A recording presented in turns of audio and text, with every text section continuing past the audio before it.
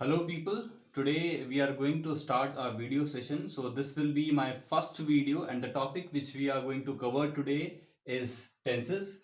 I hope you guys have heard or learned about tenses in your previous class. So today first we will have a short revision on tenses and then we will go into deep. So as you guys are all aware, like tenses is any form of verb that shows the time at which action happened. So tenses shows us the time of action. So and that is why tenses are divided into three parts as we are all aware. First one is present, second one is past, and third one is future. So today we are only going to learn about the present tense and its subform. Though all of these three tenses have their form and that subform, and they are like present, simple present, we can say. Same goes for past, we will have simple past. Same goes for future, we will have simple future. Then we have present continuous, present perfect, and the last one is present perfect continuous. So all these forms are also for the rest of the two parts, like we have simple past, simple future, past continuous, future continuous, past perfect, future perfect, past perfect continuous, future perfect continuous. But today we are only going to learn regarding the present tense, and that too simple present. So let's start with simple present. Guys, you should be aware about this, like there are total 48 formulas in tenses and you should have knowledge of all those 48 formulas, starting with the simple present tense. Simple present tense is also called as present indefinite.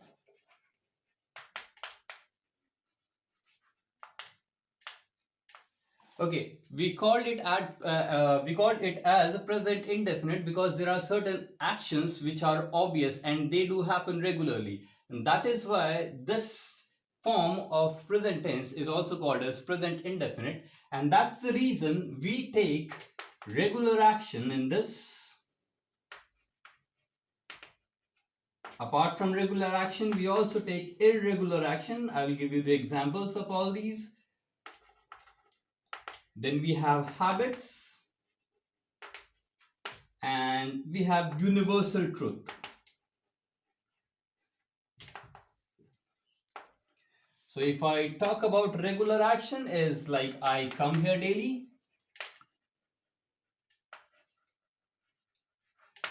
Irregular action is earthquake. Earthquake comes in Japan. And if I talk about habit, I can say he sings. And the last one, universal truth, is as we all know, like sun rises in the east.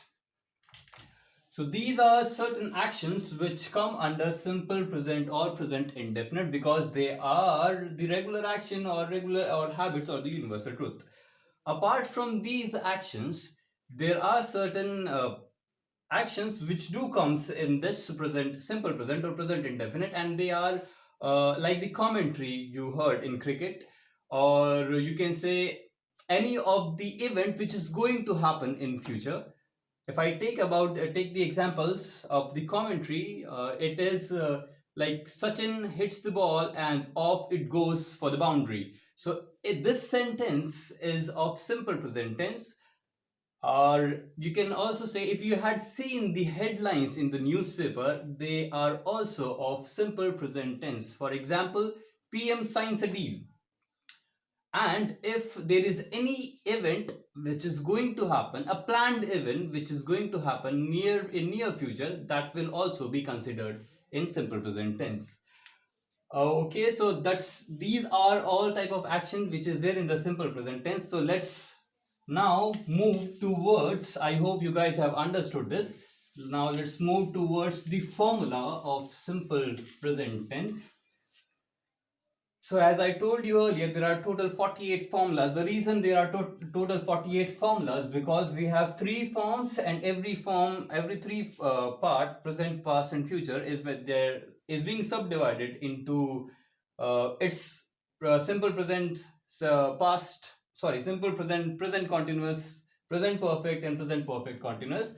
And each one of the part is again divided into, like simple present is again divided into its positive form of sentence.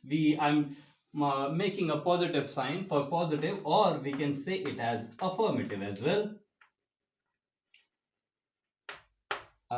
Then we have a negative form of sentence. We have interrogative, the question form, and then we have interrogative negative.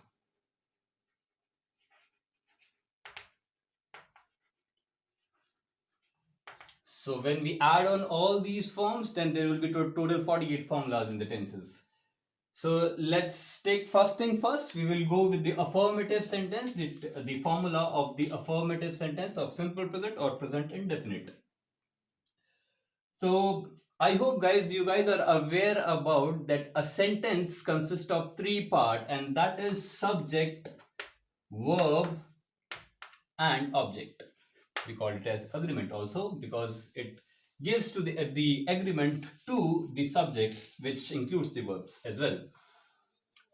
So in this sentence, or in this formula also, we will have these three parts. For example, the positive will have subject, verb first form, then object. We do have two formulas in this for positive sentence. The reason behind, one is for plural subject, and another one subject plus verb first form plus s and es plus object for singular subject. I hope guys you all are aware about the plural subject and the singular subject. If I give you example, the plural subject is I, we, they, and any plural noun. And if I talk about the singular subject, is he, she, it, and any singular noun. So the trick how you can memorize this is, we have s in singular and we have s and es in the with the verb in the singular formula of affirmative sentence. So you can memorize in this way. This is the trick I myself had adopted. So this is the positive formula, or the affirmative formula of simple present tense. If I talk about the negative, for the plural one, it will have subject plus do plus not plus verb first form plus object. This is for the plural subject. If I talk about the singular subject, we will have subject plus does plus not plus verb first form and then object. Again guys, for singular subject you can memorize it easily. You have s in this, you have s in singular, so all these are correlated, all these are correlated, so you can easily memorize this. So subject plus do plus not plus verb first form plus object for negative. Plural subject, subject plus does not plus verb first form plus object for singular subject. So these are the two forms, positive and negative, affirmative or negative. If I talk about interrogative form,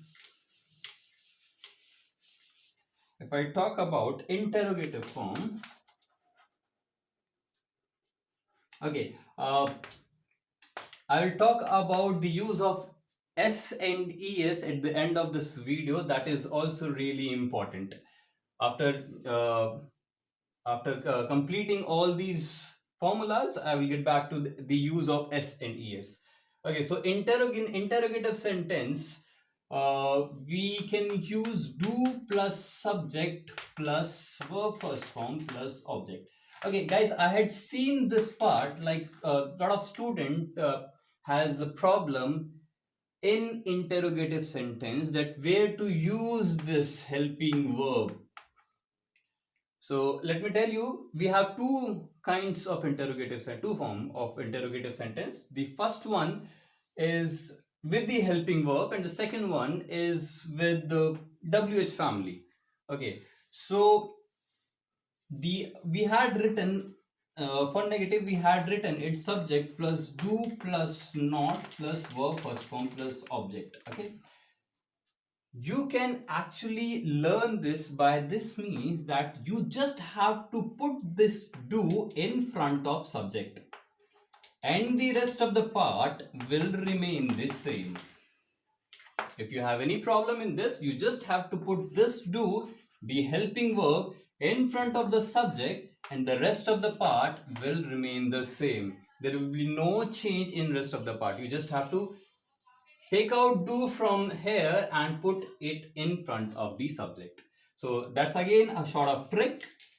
So yeah, I was telling about two kinds of interrogative sentence. The one starts with the helping verb like do or does plus subject plus verb first form plus object. This is again a helping verb. And another one is which starts with WH family, what, why, where. So again the same trick, does comes in front of the subject and rest of the thing remains same. Please don't forget to put question mark at the end of the sentence. It's really important. It shows the importance of the interrogative sentence. Now we are on the interrogative negative part. Interrogative negative part is really easy. You can write do plus subject plus not plus verb first form plus object, or you can write do apostrophe and not plus subject plus verb first form plus object. If I talk about does, I'm writing it above it. Does plus subject plus not plus verb first form plus object question mark, and again doesn't plus subject plus verb first form plus object and the question mark. So there goes the four formulas of simple present. Affirmative is subject plus verb first form plus object, subject plus verb first form s and es plus object. If I talk about negative, is subject plus do plus not plus verb first form plus object, subject plus does plus not plus verb first form plus object. And if I talk about interrogative, we have do plus subject verb first form object, does plus subject verb first form plus object. Negative interrogative, do plus subject not plus verb first form object, or does do not plus subject plus verb first form object, does plus subject plus not plus verb first form plus object, and doesn't plus subject plus verb first form plus object. Guys, be very clear, we are always using verb first form in this. So in present tense, we only use verb first form. There is only one form, there is only one tense, and that too one form in that tense in which we use verb second form, and that is simple past affirmative tense sentences. Just guys, be very clear in this, we only use verb for second form in simple past affirmative. Apart from this, that we never use verb first form in the tenses in any of the part. Okay, so I mentioned this part, subject plus verb first form plus s and es plus object. I hope I haven't missed anything. Okay, subject verb first form s and es plus object. So there was a question like where to use s and where to use es. I'll give you the example, don't worry, I'll give you the example before before this video gets end, I'll give you an example of every single formula. Subject plus verb, first form S and ES. The question is where to use S and where to use ES. The answer is really simple, guys. Any word that ends with CH, SH, S, X or Z. Any word that ends with CH, SH, S, X or Z, in that case we will use ES. And apart from that, we will use S. So this is very important, guys. Any word ending with CH, SH, S, X or Z, in that case, so we will use ES. For example, she brushes her teeth 3 times a day. So in that we have brush. So SH is coming and that's why we will use SHES. She brushes her teeth 3 times a day. For example, he teaches English. So in teaches also, if I'm writing it on the top, rubbing this, on in teaches also we have TEACH. And when we convert it, this will be TEACHES. So he teaches English or he misses you so much. So guys, this is the tricky part, that where to use S and ES. Wherever you will find the sentence, the word ends with CH, SH, S, X or Z. In that part we will use ES, and the rest of the part we will use S. There are certain more parts which we will discuss in the next video, like certain words end with Y. Okay, so certain ends with Y, and in that case we use IES, but we will discuss that in the next video. Before that, let me give you example of subject plus verb, first form plus object. I haven't given any example. You can take it a very easy example. They play cricket, not he. They play cricket. We have a plural subject here. That's why I haven't used S or ES in this. If it would have been he, a singular subject, I would have written he plays cricket. So guys, with plural subject, I haven't used S or ES. With singular subject, I had used S. The reason behind, because the word is not getting end with SH, CH, X or Z. This is it for now, guys. I hope this lecture will be enough, or you will get benefit of this. That's all for now. Thank you very much. Be at home, be safe. Thank you, guys.